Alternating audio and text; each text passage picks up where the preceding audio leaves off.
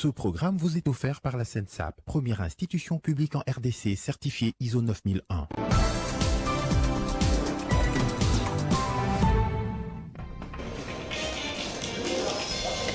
Hausse du prix du carburant à la pompe à Lubumbashi, le gouverneur Kiaboula recommande aux stations de ne plus revendre aux petits détaillants qui revendent à plus cher dans la cité, entraînant ainsi la flambée du prix du transport en commun. Lutte contre la Covid-19, l'Afrique du Sud a posé le premier acte du projet panafricain d'autonomie vaccinale. Il s'agit de la première usine de vaccins dans le continent financée par le milliardaire des biotechnologies Patrick Soon-Shiong. C'est le président Cyril Ramaphosa qui l'a annoncé. Mesdames, Messieurs, bienvenue dans ce journal. Mise en place du comité de pilotage de 9e jeu de la francophonie. Et Samalou Kondé et ses invités ont adopté le programme pour accélérer les travaux sur terrain et se sont donné rendez-vous pour revenir sur l'évaluation pour une bonne organisation des Jeux de la francophonie en République démocratique du Congo. On écoute le chef de la délégation, le ministre Didier Mazenga, ministre de l'intégration régionale. Son Excellence, Monsieur le Premier ministre, chef du gouvernement, il nous a invités pour qu'on puisse échanger sur l'organisation de ce 9e jeu de la francophonie ici à Kinshasa. Nous devrions adopter un chronogramme. Nous devrions voir comment, à chaque étape, qu'on doit évaluer les travaux, l'état d'avancement des travaux et faire les rapports au gouvernement et au chef de l'État. Nous avions tenu notre réunion, nous avions passé à revue tous les projets. Et nous avions aussi suivi les rapports du directeur national du G, ainsi que les rapports qui ont été préparés par la mission qui était venue en visite ici. Le Premier ministre, non seulement il a été satisfait, mais il a donné des instructions claires. Du fait que le chef de l'État est déterminé qu'on puisse organiser le 9e jeu de la francophonie. Nous, en tant que gouvernement, nous avions l'obligation de pouvoir matérialiser sa vision. Il nous a donné clairement des instructions de continuer à travailler et que chaque fois, il va nous inviter pour faire l'évaluation et donner les rapports sur l'état d'avancement des travaux. Bien sûr, on n'a pas de temps. C'est depuis en 2019 que nous avions pris l'engagement d'organiser ce jeu. Mais il y a eu un problème de la pandémie de Covid-19. On a repoussé de 2020 pour 2022. Et maintenant, on n'a plus de temps. Le temps des discours, le temps d'échange, mais le temps de faire. Et nous devrons être sur terrain pour continuer à travailler, pour tout faire, afin que nous puissions organiser ce jeu. Ça va honorer aussi notre président et le pays. À la centrale électorale, le questeur a pris ses fonctions ce jeudi. Agema Tembo remplace Pierrette Mwenzi à ce poste. Le nouveau questeur rassure sur la qualité du travail qui sera mis en place pour un bilan positif et surtout sur la bonne tenue des élections à RDC. C'est dans une ambiance très détendue que se déroule la remise et reprise à la questure de la centrale électorale. Après un entretien entre Pierrette Mwenzi et Agema Tembo, question de s'entretenir d'abord avant de procéder à la cérémonie proprement dite avec l'échange de signataires qui s'en est suivi de la prise de fauteuil. Un mot de gratitude au chef de l'État qui a bien voulu prendre la décision pour confirmer ce que Dieu avait planifié. C'est lui, au finish, qui a décidé de pouvoir nous nommer par une ordonnance présidentielle dont nous sommes bénéficiaires. Donc, à ce stade, nous sommes au service de la République. À ce stade, nous ne sommes plus au service de la famille politique. À ce stade, nous sommes au service de la CENI, qui attend beaucoup de nous. Un poste très stratégique, Agema Tembo rassure sur le rôle que doit jouer cette structure dans la crédibilisation du processus électoral. Notre passage ici sera témoigné après par ce que nous aurons fait de notre mandat.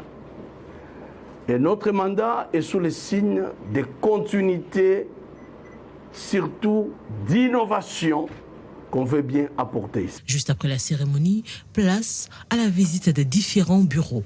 Le nouveau questeur entre désormais en fonction et avec la centrale électorale, des grandes réalisations sont attendues pour la vulgarisation de la loi électorale, l'élaboration et la vulgarisation de codes de bonne conduite et des règles déontologiques électorales pour la tenue des élections apaisées en République démocratique du Congo. Également, l'inspection générale de finances organise des séances d'échange citoyens avec différentes couches sociales pour faire connaître la vision et la mission de cette institution. Pour cette deuxième séance, ce sont les enseignants des différentes écoles de la capitale qui ont été édifiés sur ce que compte faire l'IGF dans ses attributions. Dans le souci de faire connaître le travail de l'IGF aux différentes couches sociales, l'inspection générale des finances organise une série d'activités dénommées échanges citoyens. Pour ce jour, ce sont les enseignants du secteur public qui étaient face à l'inspecteur général chef des services Jules Alinguete et son adjoint Victor Batoubenga et les coordonnateurs Herman Ieleza, qui ont tour à tour exposé sur plusieurs thématiques, à savoir notion, mission, compétences de l'IGF, état des lieux des finances publiques en République démocratique du Congo et stratégie mise en place par l'inspection générale des finances dans la gestion des finances publiques. Le mois de février, ce serait la troisième journée d'échange citoyen que nous allons organiser. Donc ce serait ainsi chaque mois, nous allons choisir une couche donnée, une couche sociale donnée, nous allons échanger. C'est en fait pour les chefs de l'État une manière de faire approprier la lutte contre l'impunité dans notre pays à l'ensemble de notre population. Mais nous nous sommes dit, on ne peut pas rester seulement au niveau de chercher à faire restituer ce qui a été volé. Il faut par contre faire en sorte que ce qui peut être volé ne soit plus volé. Une satisfaction pour les enseignants sur place qui promettent à leur tour de transmettre ces enseignants aux élèves pour mieux comprendre l'IGF. L'objectif de ces échanges citoyens étant de dénoncer les détournements. D'autres séances sont prévues dans le tout prochain jour. Et quelques jours après les perturbations du coût de transport en commun à Lubumbashi causées par la rareté des carburants dans la zone sud du pays, le gouverneur du Haut-Katanga a effectué une ronde des stations-service de cette ville pour s'imprégner de la situation au plus près. Le gouverneur du Haut-Katanga, Jacques Aboulakatoé, a voulu, à travers cette ronde des stations-service, s'imprégner et évaluer la situation de la vente de carburant dans sa province. Avoir accès aux produits pétroliers devient un casse-tête à Lubumbashi et cela a comme conséquence logique la hausse de prix des transports en commun. À la station Molika, par exemple, où le gouverneur a débuté sa tournée, des longues files d'attente sont formées et son passage ici présage une solution au problème de carburant que la population de Lubumbashi connaît depuis quelques jours. L'autorité provinciale échangera par la suite avec le responsable de la station pour obtenir toutes les informations à la base. Selon lui, la vente s'effectue au prix normal, mais seulement ils sont débordés par l'affluence des véhicules. Le gouverneur les a encouragés à continuer à vendre le carburant à la pompe et non à ceux qui viennent avec des bidons jaunes. Ces revendeurs de carburant appelés communément Kadhafi s'en procurent au prix normal et vont doubler voire tripler le prix à la vente. Cette situation occasionne ainsi la spéculation sur le marché. Le même constat a été fait tour à tour aux stations Psaromatis et Global Oil et la situation a été présentée de la même manière. Il est à noter que le gouverneur du Haut-Katanga a transmis les mêmes messages dans toutes les stations-service où il est passé. De retour à son cabinet de travail, l'autorité provinciale a réuni tous les pétroliers pour trouver le plus tôt possible la solution au problème de carburant qui secoue la ville de Lubumbashi. La question est en ce moment sur la table des discussions à Kinshasa entre le Premier ministre Jean-Michel Sama-Lukonde et les pétroliers. Restons dans le Haut-Katanga où le ministre provincial de la Santé, le docteur Joseph Nsambi Boulanda, a au nom du gouverneur de province procédé à l'inauguration officielle du siège social de la centrale d'approvisionnement en médicaments essentiels de Lubumbashi, située au numéro 541 de l'avenue Kabalo, quartier Kiwele, dans la commune de Lubumbashi. L'inauguration, c'est le 18 janvier 2022 du nouveau siège social de la centrale d'approvisionnement en médicaments essentiels de Lubumbashi, Kamelu, ASBL Haut-Katanga. C'est le ministre provincial de la Santé du Haut-Katanga, le professeur Dr Joseph Nsambi Boulanda, qui a, au nom du gouverneur, procédé à l'inauguration de ces bâtiments hyper modernes à 2 niveaux. Quant à la mission et vision de cette ASBL au Katonga, le directeur général, le pharmacien Adelar Kazadinumbi, précise. La Cameloun fait partie d'un réseau de centrales qui sont reparties au niveau du pays à travers les différentes provinces. Et pour la province du Haut-Katanga, c'est donc la Cameloun. Nous sommes fédérés dans ce que nous appelons Fédération des centrales d'approvisionnement en médicaments essentiels. Il y a donc une structure qui a reçu mandat du gouvernement congolais pour mettre en pratique la politique pharmaceutique de notre pays. Le président du conseil d'administration de Camelou, Monseigneur Bertin Moale Soubi, a dans son mot de bienvenue parlé de l'historique du fonctionnement de Camelou jusqu'à l'érection de ce nouveau siège social à Lubumbashi. Par la suite, le numéro 1 de la santé du Haut-Katanga a procédé à la coupure du ruban symbolique et au dévoilement de la plaque, puis a visité sous la guidance du DG de Camelou au Katonga, les 2 niveaux du bâtiment avec un trépied de médicaments, la chaîne de froid, les bureaux administratifs et autres installations. 937 000 $ américains est le coût global de la construction et équipement de ce siège social. Centre de distribution régionale Camelou, une entité avec comme activité l'acquisition, gestion des stocks, vente et distribution des médicaments dans le respect des normes de la chaîne d'approvisionnement selon les exigences de l'Organisation mondiale de la santé.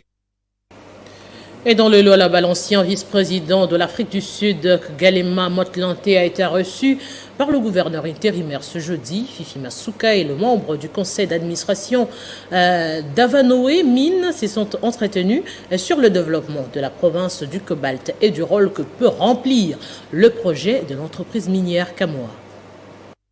En séjour au Lualaba, l'ancien vice-président de l'Afrique du Sud et membre du conseil d'administration du géant minier Ivanoé Mines a été reçu ce mercredi 19 janvier 2022 par Madame le gouverneur intérimaire. Les échanges entre Marie-Thérèse Masuka Saini et son hôte de marque Ralema Motlante ont tourné autour du développement de la province du Lualaba et du rôle que peut jouer le projet de l'entreprise Kamoa dans cette partie du territoire national. Nous sommes très reconnaissants d'avoir été reçus par Madame la gouverneure. Nous-mêmes, nous sommes liés au projet Kamoa Kakula. Et comme il est situé dans la province de Lualaba, il était important que nous puissions voir Madame la gouverneure pour une visite de courtoisie. Et par rapport au contenu des échanges, il s'agissait surtout d'échanger, de discuter du développement de la province de Lualaba de façon générale. Et du rôle que le projet Kamoa Kakula peut jouer dans ce développement. Cette haute personnalité politique de la nation arc-en-ciel n'a pas manqué de jeter des fleurs à Masuka Saini pour son élan de changement positif imprimé au Lualaba. La province de Lualaba est aujourd'hui vraiment le cœur du secteur minier. Et pas seulement au niveau de la RDC, mais au niveau même africain. Le futur de cette province par rapport à son potentiel minier est énorme. Et voilà, donc ça peut avoir des impacts importants pour le futur, non seulement de la province, de la RDC, mais même du continent africain tout entier. Ralema Motlante fut président du pays de Nelson Mandela du 25 septembre 2008 au 9 mai 2009. Par la suite, il sera vice-président jusqu'au 25 mai 2014 sous le règne de Jacob Zuma. Et sachez que le poste de transformation électrique de Bukanga Lonzo doit revenir à la SNEL. C'est ce qu'a confirmé le ministre des Ressources hydroélectriques Olivier Mwenze Mukaleng lors de la visite de ce poste dans le Kwango.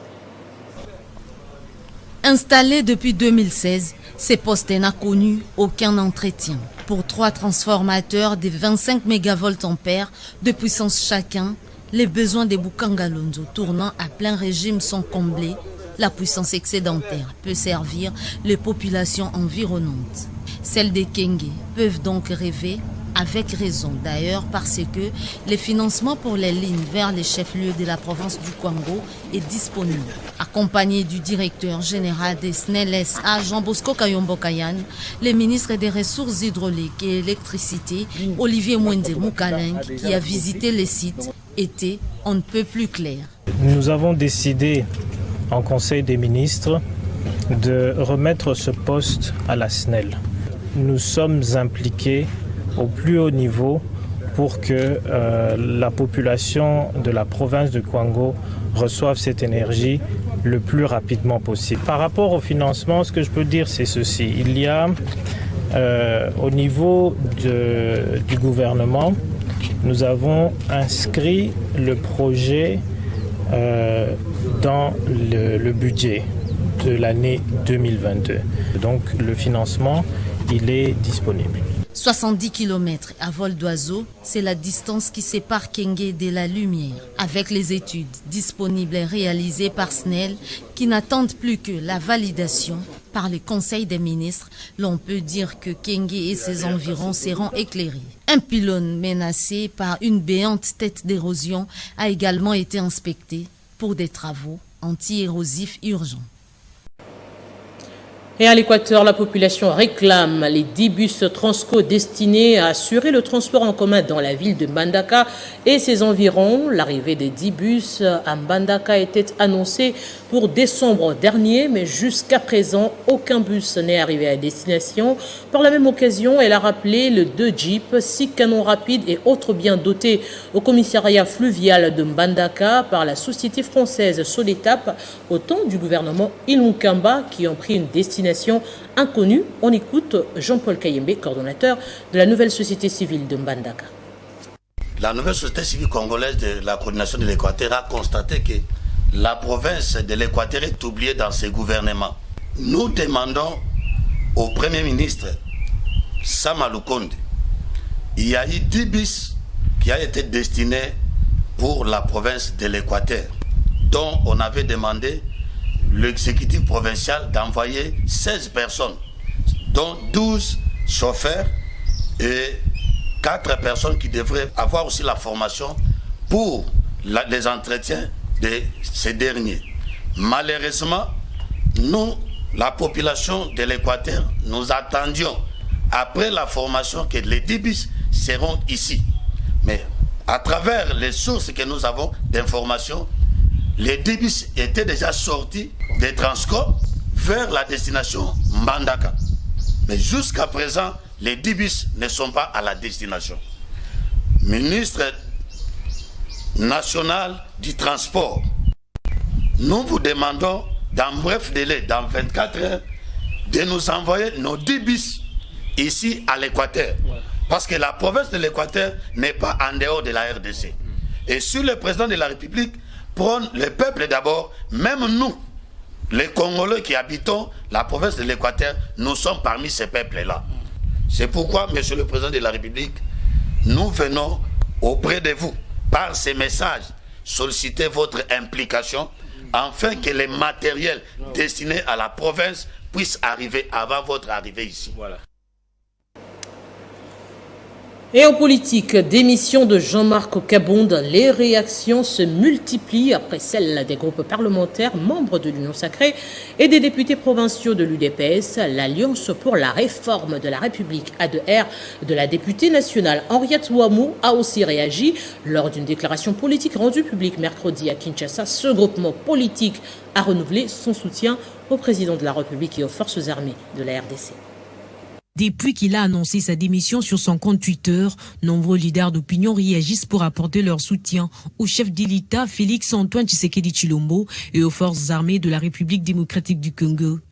C'est Jean-Marc Kabound Kabound, président AI de l'Union pour la démocratie et le progrès social et premier vice-président de l'Assemblée nationale. La dernière en date est celle de l'Alliance pour la réforme de la République que dirige la députée nationale Henriette Ouamou, qui a réagi à travers une déclaration lue par la deuxième vice-présidente de ce regroupement politique membre de l'Union sacrée de la Nation, Ndombe Sita. L'A2R et sa présidente nationale, l'honorable Henriette Ouamou Atamina, note avec satisfaction les constats faits par le président de la République au cours de sa tournée dans le Grand Kasaï. À la suite de ces constats malheureux, l'A2R encourage le président de la République à prendre des mesures énergétiques et idoines afin de redorer l'espoir à nos compatriotes habitant l'arrière de notre pays.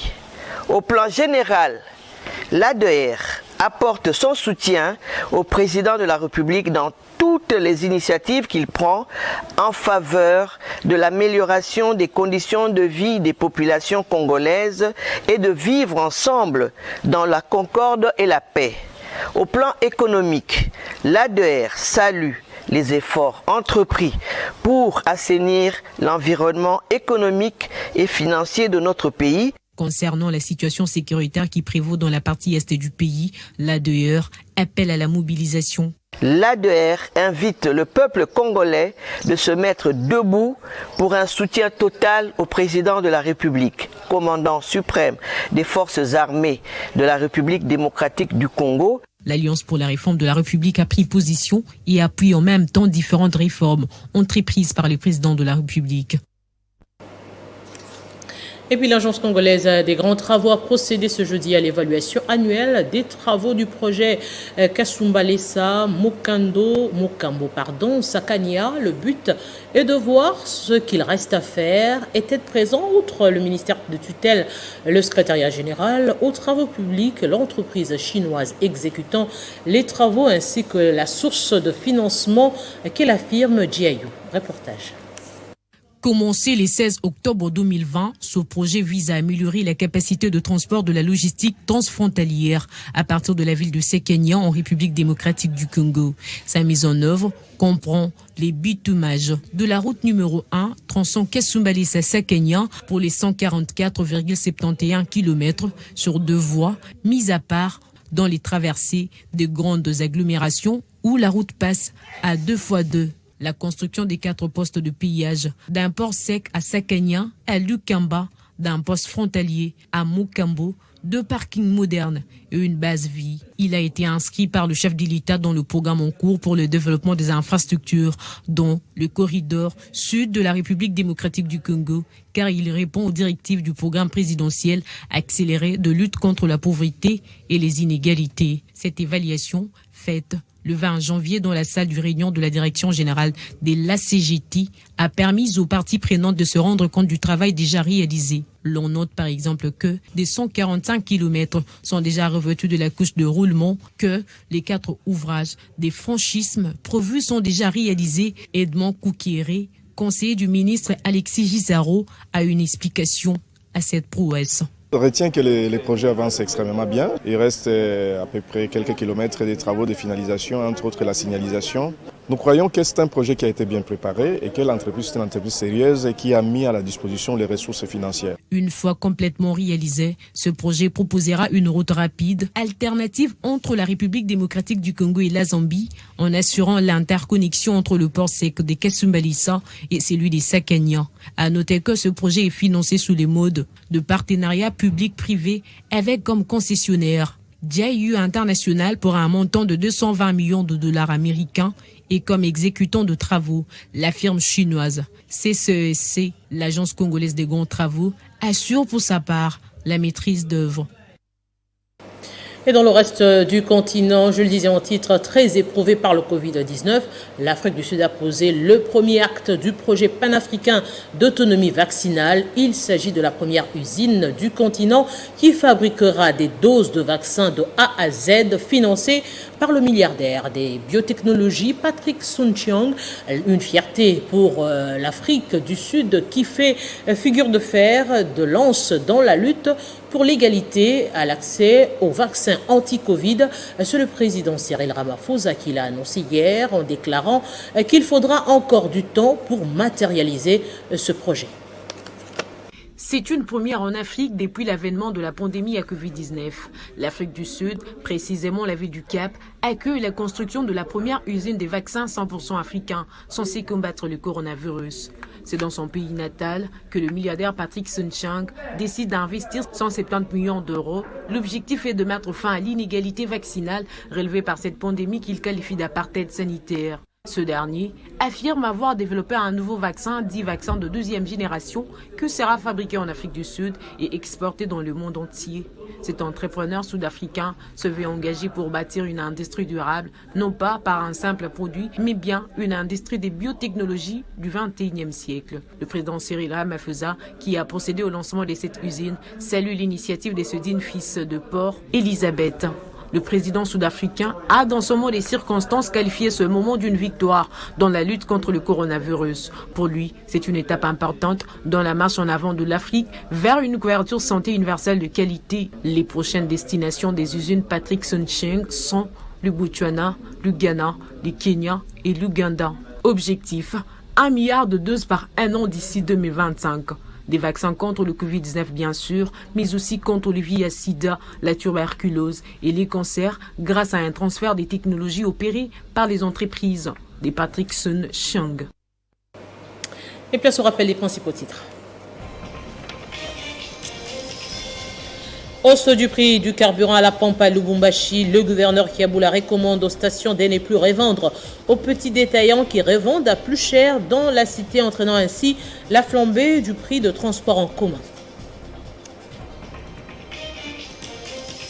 Lutte contre la Covid-19, l'Afrique du Sud a posé le premier acte du projet panafricain d'autonomie vaccinale.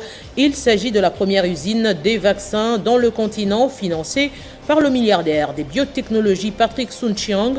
C'est le président Cyril Ramaphosa qui l'a annoncé.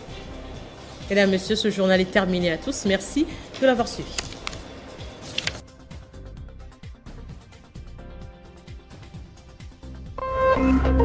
Téléchargez les infos Télé 50 sur www.télé50.cd. Ce programme vous a été offert par la SENSAP, première institution publique en RDC certifiée ISO 9001.